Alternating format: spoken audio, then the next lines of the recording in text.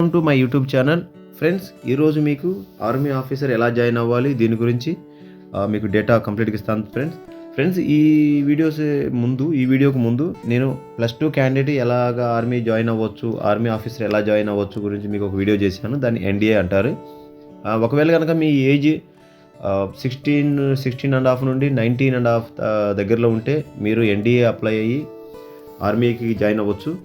ఒకవేళ కనుక మీరు ఆ టైంలో మీకు నాలెడ్జ్ లేక బై ఛాన్స్ మిస్ అయిపోతే మాత్రం మీరు డిగ్రీ చదివి ఉండాలి, లేకపోతే ఇంజనీరింగ్ కనుక చదివి ఉంటే మీరు ఆర్మీలో జాయిన్ అవ్వడానికి ఇంకొక అవకాశం ఉంది ఫ్రెండ్స్. దీన్నే SSC కమిషన్ అంటారు, షార్ట్ సర్వీస్ కమిషన్ ఆఫీసర్ అంటారు. రెండు ఈక్వల్గానే ఉంటాయి ఫ్రెండ్స్, ఏం వేరియేషన్ ఉండదు. దీన్ని చూడండి ఎలాంటి దీంట్లో ఏజ్ క్రైటీరియా ఉండేది, ఎవరు వెళ్ళొచ్చని. దీంట్లో లేడీస్ కూడా స్పెషల్ వెళ్తారు.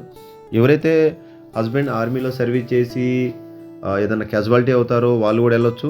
ఎవరి హస్బెండ్ అయితే డెత్ అయిపోయిన తర్వాత వాళ్ళు విడోస్ అంటారు, వాళ్ళు ఫ్యామిలీస్ కూడా ఆర్మీలో సర్వీస్ చేయాలంటే ఈ కేటగిరీ నుంచి వాళ్ళు జాయిన్ అవ్వచ్చు అనమాట. దీన్ని చూడండి ఫ్రెండ్స్, ఇది ఆర్మీ జాయిన్ ఇండియన్ army.nic.in నుంచి దీంట్లో డౌన్లోడ్ చేస్తాం. 65th బ్యాచ్ అనమాట, షార్ట్ సర్వీస్ కమిషన్ది. ఈ ట్రైనింగ్ ఎక్కడ ఉన్నది, శాలరీ ఏంది, ప్రొసీజర్ ఏంది, దీని గురించి ఇప్పుడు తెలుసుకుందాం ఫ్రెండ్స్. నెంబర్ 1 దీంట్లో చూడండి ఫ్రెండ్స్, ఫస్ట్ ఎడ్యుకేషన్ క్వాలిఫికేషన్ దీంట్లో ఉండాల్సింది ఇంజనీరింగ్ చదువు ఉండాలి. ఒకవేళ కనుక మీరు ఇంజనీరింగ్ క్యాండిడేట్ కనుక అయితే మాత్రం మీరు కంపల్సరీగా SSC కమిషన్ మీరు అప్లై చేయగలుగుతారనమాట. ఒకవేళ కనుక మీరు లాస్ట్ సెమిస్టర్ చదువుతున్నారు అంటే మాత్రం దానికి అప్లై చేయలేరు. మీరు కంపల్సరీగా ఇంజనీరింగ్ డిగ్రీ కంప్లీట్ చేసి ఉండాలన్నమాట. నెక్స్ట్ దీంట్లో చూడండి ఫ్రెండ్స్, ఒకవేళ కనుక మీరు ఉమెన్ ఆఫీసర్స్ కనుక అయితే మాత్రం మీరు 2 రకాలుగా వెళ్ళొచ్చు. ఒకటి ఉండేది నాన్ UPSC అంటారు, ఒకటేమో టెక్నికల్ అంటారు. టెక్నికల్లో BE BTech కనుక మీరు కంప్లీట్ చేస్తుంటే మిమ్మల్ని టెక్నికల్ ఎంట్రీలో వెళ్ళొచ్చు. నాన్ టెక్నికల్లో మాత్రం మీరు ఏదైనా ఒక గ్రాడ్యుయేషన్ చేసి ఉండాలి. ఓన్లీ లేడీస్కి మాత్రమే ఉంటుంది అనమాట. ఒకవేళ కనుక మీరు SSC టెక్నికల్ ఎంట్రీ మెన్లో కనుక రిక్రూట్ అవ్వాలనుకుంటే ఈ కేటగిరీస్ ఉంటాయి. దీంట్లో చూడండి ఫ్రెండ్స్, ఇది ఒక కేటగిరీ సివిల్కి. ఈ కేటగిరీలో మీరు ఏమేమి గ్రూప్ చదివారో మీకు తెలిసి ఉంటుంది, మీరు అది చూసుకోండి. ఏ గ్రూప్లో అయితే మ్యాక్సిమం అన్ని గ్రూపులు ఉంటాయి, జస్ట్ ఒకసారి మీరు చూసుకోండి. నెక్స్ట్ గ్రూప్ చూడండి ఫ్రెండ్స్, ఇది కంప్యూటర్ సైన్స్లో కనుక మీరు చదివి ఉన్నట్టయితే ఏ గ్రూప్లో మీరు చదివి ఉన్నారు ఆ గ్రూప్ను చూసుకుంటే సరిపోతుంది అనమాట. అన్ని గ్రూప్స్ ఉంటాయి, దీంట్లో ఏం ప్రాబ్లం లేదనమాట. మన ఆంధ్రప్రదేశ్లో ఎన్నైతే కాలేజెస్లో ఉండే అన్ని గ్రూపులు దీంట్లో ఉండే అనమాట. నెక్స్ట్ చూడండి ఫ్రెండ్స్, ఎలక్ట్రానిక్స్ గ్రూప్స్. దీని గురించి కంగారు పడాల్సిన అవసరం లేదు, మ్యాక్సిమం అన్ని గ్రూప్స్ ఉంటాయి అనమాట. మెకానికల్,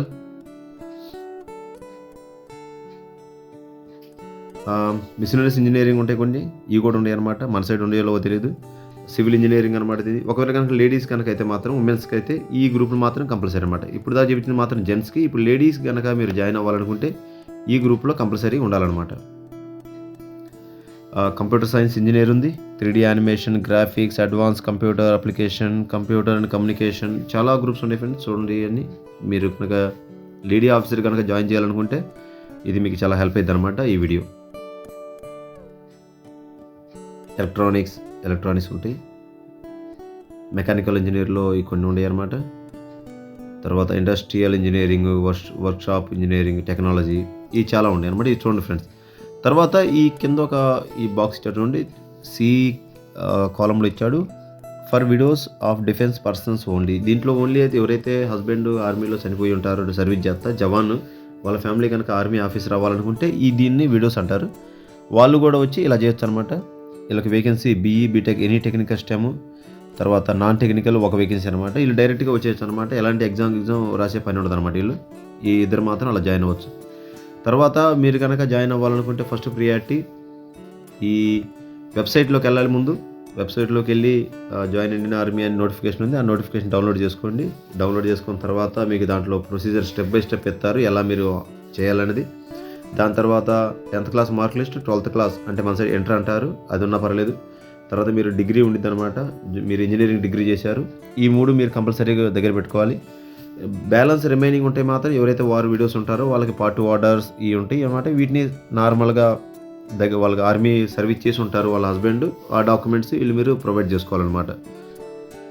తర్వాత చూడండి ఫ్రెండ్స్, ఇక్కడ short service listening application fill చేసిన తర్వాత సెంట్రల్ అలాట్మెంట్ అయిపోయింది అనమాట. మీరు ఎగ్జామ్ రాయాలి, ఎక్కడ రాయాలన్న తర్వాత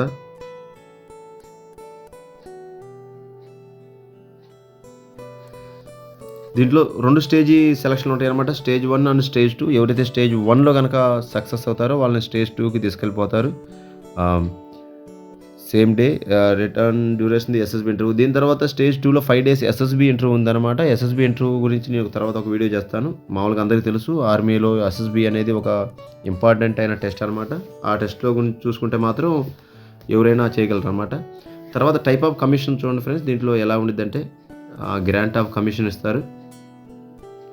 షార్ట్ సర్వీస్ కమిషన్‌గా మీకు ఫస్ట్ ఒక ట్రైనింగ్ ఉండిద్దనమాట. ప్రీ కమిషన్ ట్రైనింగ్ అకాడమీ అని ఉండిద్ది. పీసీటీఏ అని. అక్కడ మీరు ట్రైనింగ్ చేయాల్సొచ్చిద్ది. దాని తర్వాత మాత్రమే మీకు లెఫ్టినెంట్ అనే ర్యాంక్ ఇస్తారు. దాని తర్వాత మీకు commissions of short service commission. ఆ ప్రీ ట్రైనింగ్‌లో గనక ఏదైనా అయితే మాత్రం ఎన్నికెళ్ళాల్సొచ్చిద్ది. ఎవరైతే ఆ ట్రైనింగ్ కంప్లీట్ చేస్తారో తర్వాత వాళ్ళకి షార్ట్ సర్వీస్ కమిషన్ ర్యాంక్ అనేది ఇస్తారనమాట. లెఫ్టినెంట్ నుంచి స్టార్ట్ అయిద్దనమాట. ఫస్ట్ ర్యాంక్ ఇండియన్ ఆర్మీలో ఆఫీసర్స్ కోసం. తర్వాత యాంటీ సీనియారిటీ డేట్. ఇదేంటంటే ఫ్రెండ్స్ ఒకవేళ గనక మీరు ఎన్‌డీఏలో గురించి వెళ్ళినట్టయితే జాయిన్ అయినట్టయితే మీకు రావాల్సిన ప్రమోషన్ కన్నా దీంట్లో 1 ఇయర్ ముందుగానే ఇస్తారనమాట మీకు. ఒకవేళ గనక ఎన్‌డీఏలో మీకు లెఫ్టినెంట్ నుంచి కెప్టెన్ అవ్వడానికి 3 సంవత్సరాలు పడితే దీంట్లో 2 ఇయర్స్‌లో వచ్చేస్తారనమాట. ఇలాంటి ఫెసిలిటీ దీనికి ప్రొవైడ్ చేశారనమాట. Liberty service 10 years of engagement ఇయన్నీ ఉంటాయన్నమాట. కొంచెం చూడండి వీటిని ఏమేమి కావాలో ఇలాంటియన్నీ చూడండి. తర్వాత మీకు గవర్నమెంట్ కొంచెం ప్రొవైడ్ కూడా చేసిద్దనమాట. ఎప్పుడైతే మీకు 15 ఇయర్స్ 5 ఇయర్స్ ఒకటి ఉంది ఆప్షన్ మీకు. 5 ఇయర్స్‌లో గనక చేసి మీరు వెళ్ళిపోవాలంటే వెళ్ళిపోవచ్చు. లేకపోతే 14 ఇయర్స్ దాకా మీరు ఉండొచ్చనమాట. మ్యాక్సిమం సర్వీస్ 14 ఇయర్స్ చేయొచ్చు. దాని తర్వాత టెస్ట్ రాసి పర్మనెంట్ కమిషన్ కూడా అవ్వడానికి ఛాన్స్ ఉందనమాట. తర్వాత మీకు ఫస్ట్ ర్యాంకు ఇలా ఉండిద్దనమాట. ఫస్ట్ ర్యాంక్ అనేది లెఫ్టినెంట్ అనమాట. లెఫ్టినెంట్ జాయిన్ అయిన తర్వాత ఇస్తారు. ట్రైనింగ్ అయిపోయిన తర్వాత ఇస్తారు. దాని తర్వాత ఫస్ట్ లెఫ్టినెంట్ అయిపోయిన తర్వాత కెప్టెన్ ఉండిద్ది. మీరు 2 ఇయర్స్ తర్వాత మీకు లెఫ్టినెంట్ కెప్టెన్ వచ్చిందనమాట. మీరు జాయిన్ అయిన దగ్గర నుంచి 6 ఇయర్స్‌కి మేజర్, తర్వాత 13 ఇయర్స్ సర్వీస్‌లో మీకు లెఫ్టినెంట్ కల్నల్, 26 ఇయర్స్‌లో మీకు కల్నల్ సర్వీస్ వచ్చిద్దనమాట. మ్యాక్సిమం అంతే ర్యాంక్ ఉండిద్ది. దానికన్నా ముందుకి పోలేరనమాట ఈ సర్వీస్‌లో. పేమెంట్ చూడండి ఫ్రెండ్స్ ఎలా ఉందో. 56,000, 61,000 ఇలా ఉంది. హెవీ పేమెంట్ ఇది. దీనికి కాక ఇంకా అలవెన్స్ ఉంటాయి. డీఏ మొత్తం కలిపి ₹1 లక్ష దాకా స్టార్టింగ్ మీరు శాలరీ ఎర్న్ చేయొచ్చు అనమాట ఈ కేటగిరీలో. తర్వాత కొన్ని అలవెన్స్ వస్తాయి. పారా అలవెన్స్, టెక్నికల్ అలవెన్స్ ఇలాంటివన్నీ కొంచెం కొంచెం అలవెన్స్ వస్తాయి అనమాట. దీన్ని ఫీల్డ్ అలవెన్స్ అంటారు. మీరు ఎప్పుడన్నా జమ్మూ కాశ్మీర్, శ్రీనగర్, లడాక్ కనుక వెళ్ళినట్టయితే మీకు దాని ప్రకారం మీకు అలవెన్స్ ఇస్తారనమాట. శాలరీ కాకుండా ఇది అడిషనల్ ఉండిద్ది అనమాట. తర్వాత ట్రాన్స్పోర్టేషన్ మీరు ఒక చోట నుంచి ఇంకో చోటకి వెళ్తానన్నప్పుడు ఏం చేయాలి అలా ఉండిద్ది అనమాట. చిల్డ్రన్స్ కనుక ఉంటే మాత్రం పెళ్ళికి తర్వాత పెళ్ళి సర్వీస్లో ఉన్నప్పుడు పిల్లలు పుడితే మాత్రం వాళ్ళ ఎడ్యుకేషన్ అలవెన్స్కి ₹2,250 పర్ మంత్ ఇస్తారనమాట. ఫిక్స్డ్ అది చేంజెస్ అవ్వదు. తర్వాత పిల్లలు కొంచెం పెద్దోళ్ళు అయ్యి హాస్టల్ సబ్సిడీ కనుక ఉంటే మాత్రం ₹6,750 పర్ మంత్ ఇస్తారు. ఈ ఆర్మీలో జాయిన్ అయిన తర్వాత మీకు army group of insurance fund నుంచి ₹1 crore మీకు ఇన్సూరెన్స్ ఉండిద్ది అనమాట. దానికోసం పర్ మంత్ ₹10,000 మీకు సబ్సిడీ కటింగ్ చేయాలనిపించింది అనమాట. తర్వాత ఇండియన్ ఆర్మీ ఫస్ట్ జాయిన్ అవ్వండి. ఆఫీసర్ ఎంట్రీ అపాయింట్మెంట్ లాగిన్ కొట్టండి. దీంట్లో రిజిస్ట్రేషన్ అనే ప్రొసీజర్ ఉండిద్ది అనమాట. ఈ రిజిస్ట్రేషన్ ప్రొసీజర్లోకి వెళ్ళిన తర్వాత మీ అన్ని ఎలిజిబిలిటీ అన్ని చెక్ చేసుకొని ఆ ఫామ్ ఫిల్అప్ చేసి కంటిన్యూ ప్రెస్ చేస్తే తర్వాత మీకు అనేది వచ్చింది అనమాట. సరే ఇదన్నీ మీరు చూసుకోండి ఫ్రెండ్స్. ఒకసారి ట్రై చేయండి ఎలా ఉండిద్దో మీకు తెలిసిద్ది అనమాట.